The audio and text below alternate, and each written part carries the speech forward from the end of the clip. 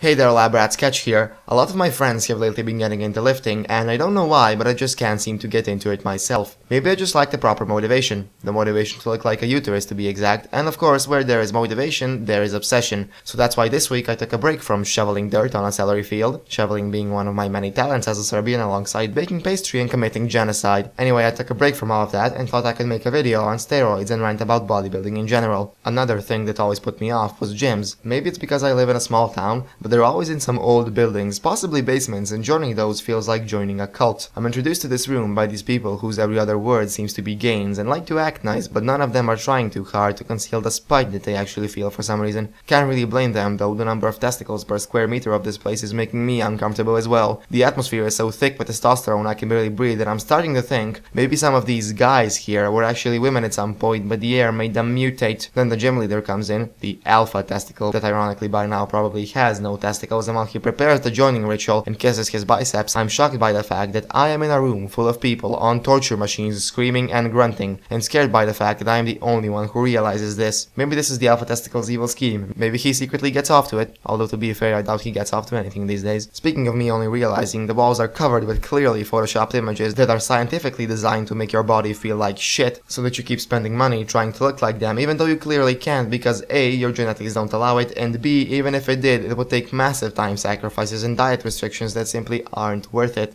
At that point, the alpha testicle comes up and asks you, having trouble getting your gains? I can hook you up with some chemicals to help you with your gains, the same way he would talk to people in an alcohol rehab clinic while chugging beer. Come to think of it, there are more than a few comparisons I can make between this place and a drug den.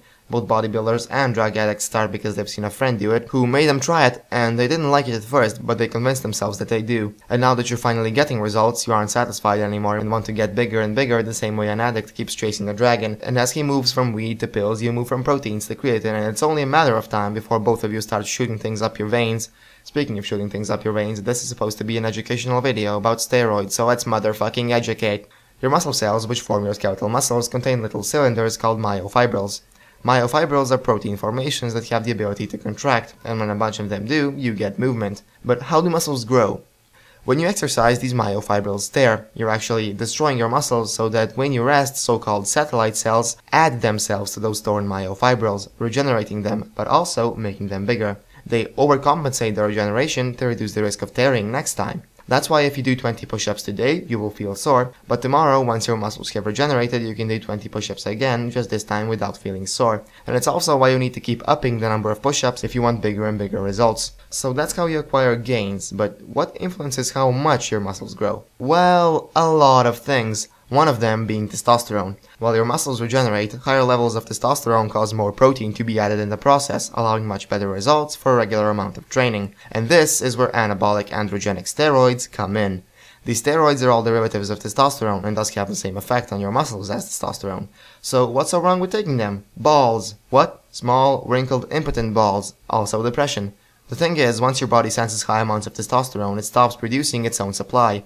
Your testosterone producing mechanisms shut down while you're on, and getting them to start working again while you're off can be troublesome and sometimes impossible, causing all sorts of gruesome side effects like shrinking testicles, and eventually becoming impotent and infertile and asexual and bald and a withering depressed wreck with liver tumors, not to mention all the side effects on your heart like heightened blood pressure and heightened cholesterol levels, eventually leading to heart attacks and strokes, and all the psychological side effects like manic behavior and mood swings and roid rage, and I don't even want to discuss what happens to women.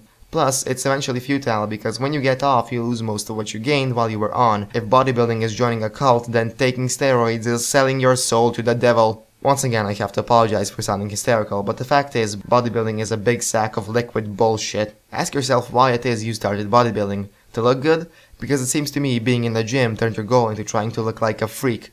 It's great that you want to be in shape and live a healthy life, it's just that lifting is the absolute worst way to achieve that, and gyms are just factories of psychological complexes that you will probably never get rid of. It may lead you to making some really sketchy decisions. So just go out, jog a bit, do some exercising, and enjoy the fact that you're out in the fresh air under the sunlit sky rather than someone's smelly basement. Rather than imposing impossible goals and making not worth it sacrifices, you should learn to be happy about how your body looks like when you're naturally fit, and your body will respond with happiness as well. And while you're at it, why not subscribe and join the lab rats.